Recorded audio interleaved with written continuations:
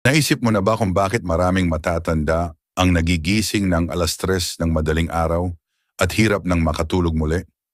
Baka nakahiga ka na lang sa dilim, nakatitig sa kisame at nagtatanong kung may problema ba sa katawan o isip mo. Ang totoo, mas laganap ito kaysa sa inaakala mo. At hindi lang ito basta random na ugali o epekto ng pagtanda. Sa video na ito, tuklasin natin ang 5 malalim na dahilan kung bakit nagigising ang mga tao sa ganitong oras habang tumatanda at kung ano ang gustong ipahiwatig ng mga maagang paggising na ito.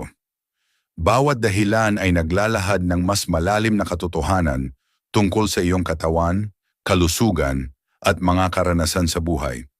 At sa dulo ng video na ito, baka magkaroon ka ng bagong pananaw sa iyong pagtulog.